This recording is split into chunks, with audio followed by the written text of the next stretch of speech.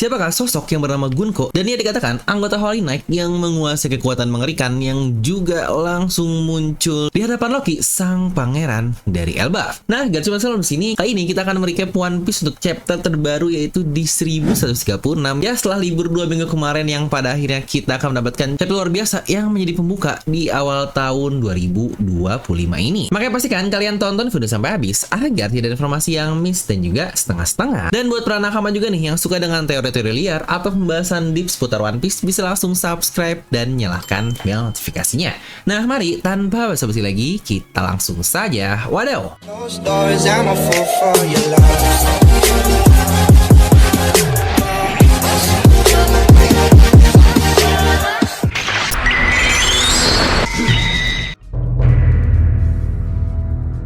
Di mana chapter 1136 ini berjudul sebuah negeri yang menunggu kedatangan dari matahari atau The Sun.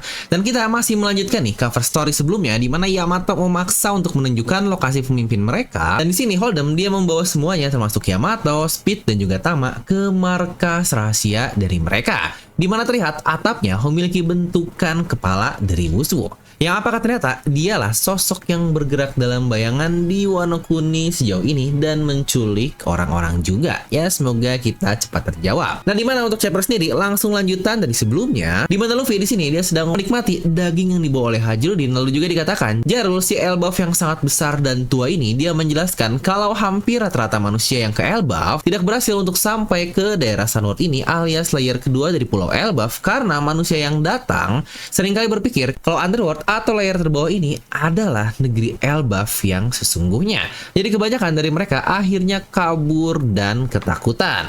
Dimana dari situ pun kita melihat seluruh topi jerami menikmati pesta di Elbaf ini, dimana Robin, Chopper dan Franky tidak ada di sana karena sebelumnya mereka juga berkatakan kalau ketiga ini akan mencari ilmu di Owl Library saja, terutama Franky terkait Adam Tree, lalu juga Chopper terkait obat-obatan, dan Robin mah sudah jelas lah dengan Saulo. Dimana banyak raksasa yang tertarik dengan Jinbei dan juga Brook karena mereka tidak pernah melihat ras lain. Ya, untuk Jinbei dia ini seorang ras Fishman, tapi untuk Brook ini case spesial ya. Iyo.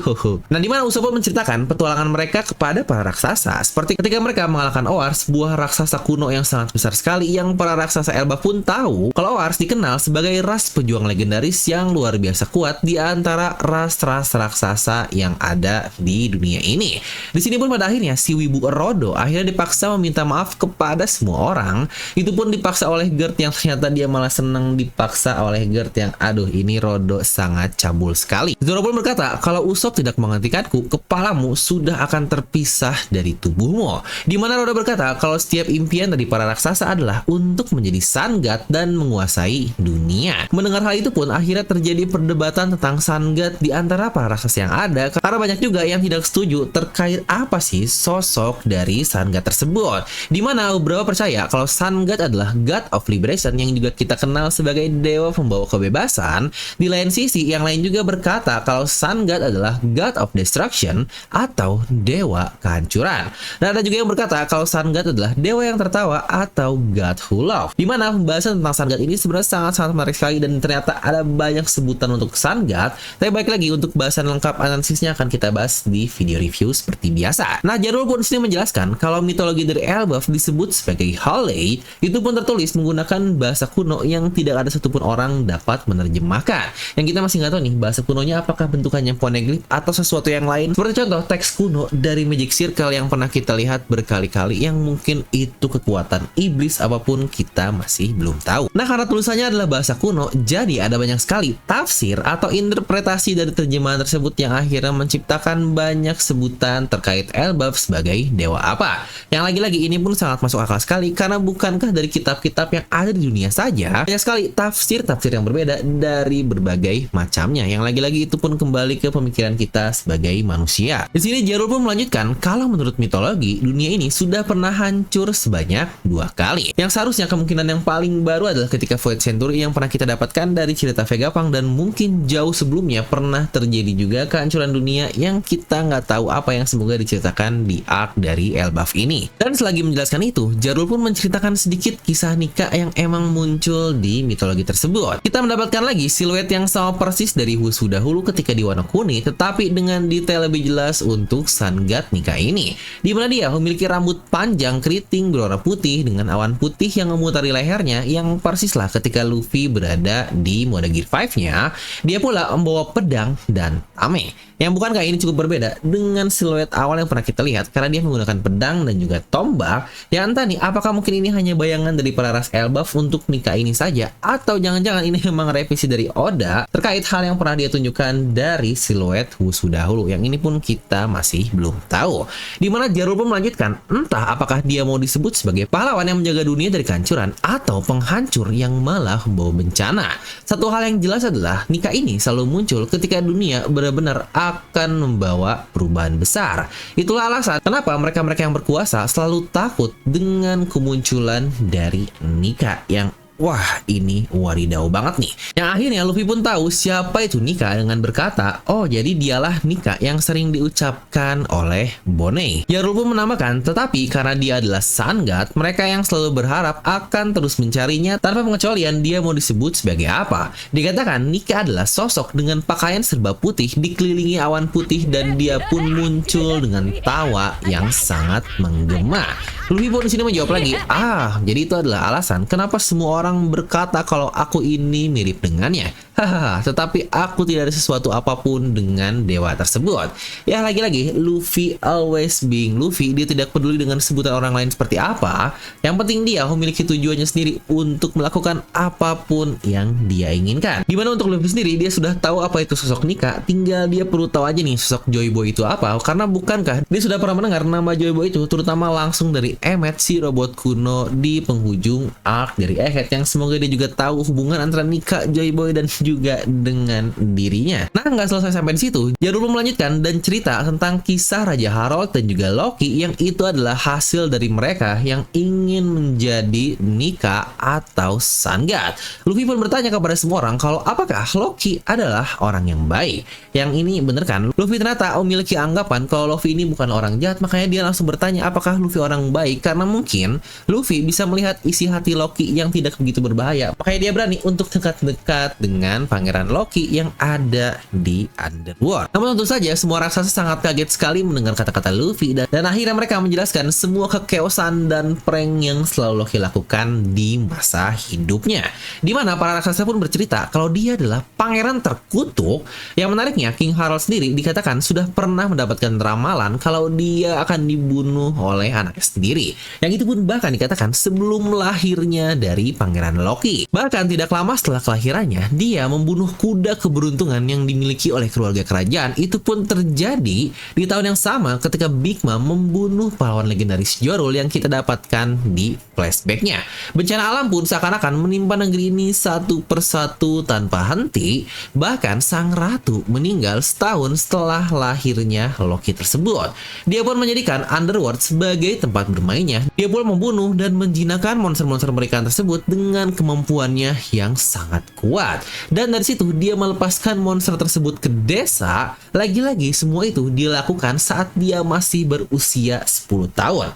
Yang jangan lupa ya guys, 10 tahun untuk ras Elbaf itu. Mungkin jika dikemanusiakan mereka masih berusia 3 atau 4 tahun alias masih balita, tapi sudah segila itu.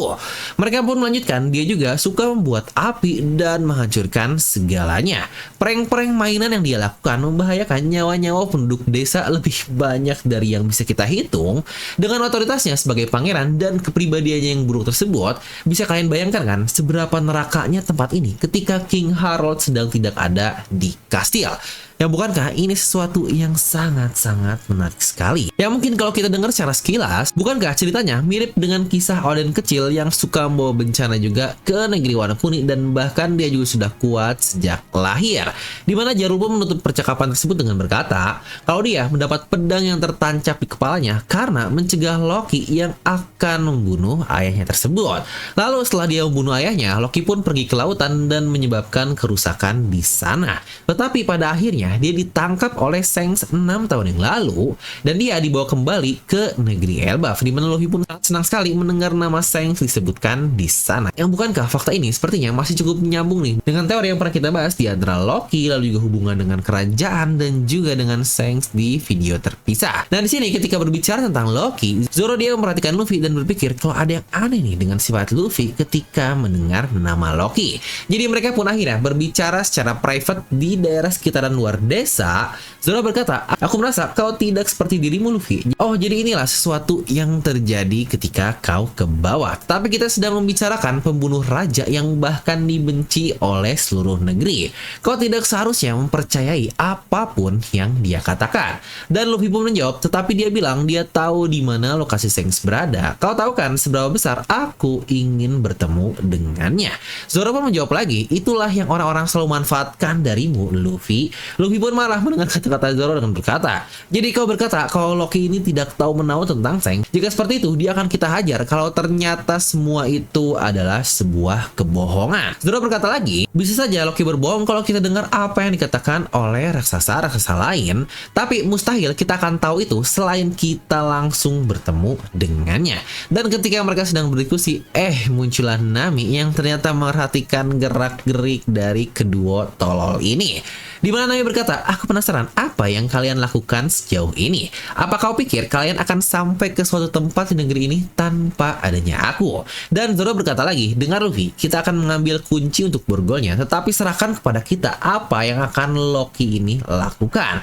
Luffy pun menjawab, baik terima kasih guys, tapi kenapa orang ini ada di sini? Di mana mereka tahu-tahu sudah berada di kapal Sfar dan Rodo lah orang yang mengendarai kapal terbang tersebut.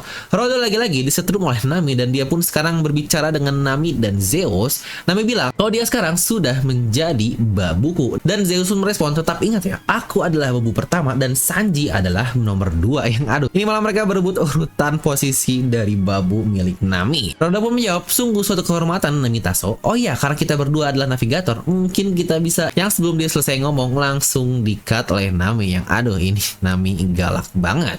Nami pun setuju untuk membawa Luffy dan Zoro ke kastil untuk mendapatkan kuncinya, tetapi sebenarnya tujuan utama Nami adalah tentu saja untuk mencari harta karun di kastil tersebut. Dan kita lagi-lagi sekarang berpindah ke daerah Underworld di mana ternyata Jackie atau kembaran Shanks God Snake ini dan wanita tersebut sudah sampai dan bertemu dengan Loki. Dan ternyata tujuan utama mereka adalah untuk merekrut Loki menjadi bagian dari God Snake. Yang wadaw banget, bukankah ini informasi yang sangat menarik? Dan tentu saja Loki menolak sambil tertawa. Dia bilang tidak ingin menjadi pecundang dan dia bertanya balik, apakah kalian berdua adalah Tenryubito? Namun keduanya tidak ada yang menjawab pertanyaan Loki tersebut. Yang lagi-lagi, bukankah ini informasi menarik terkait siapakah asal mula sosok God Snake ini? Apakah mereka murni dari anggota Tenryubito atau apa? Yang ini pun banyak sekali bahasan dan teori yang bisa kita bahas. Tetapi seperti biasa akan kita bahas dan analisis di video review saja. Makanya pastikan kalian subscribe dan nyalakan bel notifikasinya. Di sini Jackie bertanya kepada rekan wanitanya, apa informasi yang kita punya tentang Loki ini? Dimana si wanita ini bilang kalau semua agen yang dikirim ke Elbaf diserang oleh gagak raksasa dan mereka pun semuanya menghilang. Jadi mereka tidak punya informasi apapun tentang kelemahannya yang bukankah ini nasuan banget dari Rodo. Si cewek pun akhirnya membuka jubahnya dan kita bisa melihat desain fullnya seperti apa. Namanya adalah Gunko dan dia adalah anggota dari God Snake. Gunko dia menggunakan topi dengan goggles yang cukup mirip dengan topi koala, blazer dengan lengan super panjang, dan kita bisa melihat mata kanannya yang berbeda dengan mata kirinya yang biasa. Karena mata kanannya kebalik di mana luarnya berwarna hitam dan dalamnya berwarna putih. Yang apakah lagi-lagi ada hubungan dengan kemampuan iblis yang kita tidak tahu. Gunko memiliki kekuatan untuk mengubah perban dari tangannya menjadi bentukan apapun dan dia di sini mengubahnya menjadi bentukan panah. Oh iya, kita juga tidak mendapatkan info apa-apa tentang Jackie di chapter ini, yang lagi-lagi cuma si cewek ini doang yang bernama Gunko. Di sini dia berkata, baiklah, kita berbicara sebentar dan aku tidak melihat etika darimu. Mungkin sudah saatnya aku harus menghilangkanmu. Namun sini Jackie pun berkata, hey jangan gegabah Gunko, dan tiba-tiba muncullah serigala serigala raksasa yang datang di belakang mereka dari hutan, Loki berkata, "Dogahaha, makan dia, serigala." Dimana Gunko sangat kaget dengan berkata, "Hei, kau terlalu dekat," dan dia menggunakan kemampuannya dengan menggiling perbannya tersebut ke leher si serigala itu, dan dia pun menggantungnya di udara. Loki pun berteriak ke teman binatangnya ini. Di sini Jackie berkata, "Apa kau akan mengubah jawabanmu dengan ganti nyawa dari makhluk ini?" Dan di halaman terakhir, Loki melihat mereka dengan santai sambil berkata, jadi itu adalah perjanjian yang akan kalian buat. Baiklah, tetapi itu adalah takdir yang menjadikan, temanku. Semoga kau beristirahat dalam damai. Tentu saja akan ada rasa sedih dan amarah, tetapi seorang warrior tidak akan kehilangan ketenangannya bahkan di hadapan sebuah kematian. Aku akan menelan semua kemarahan ini dan menghancurkan dunia.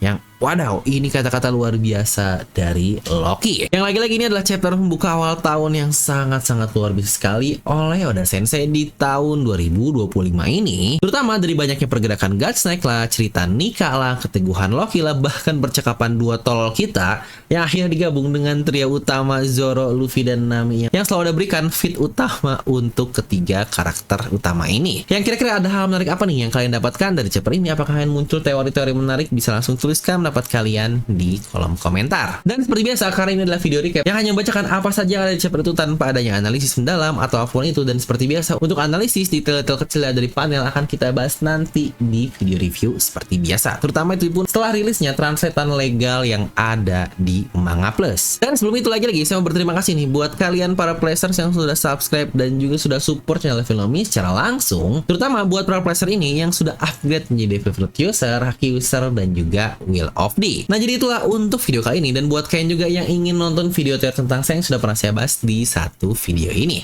Dan seperti biasa, semoga kalian terhibur dengan video ini. Like aja kalian suka, di setelah kalian suka, jangan lupa untuk subscribe dan juga share ke teman kalian. Gue Dewa pamit, and I'll see you guys next time.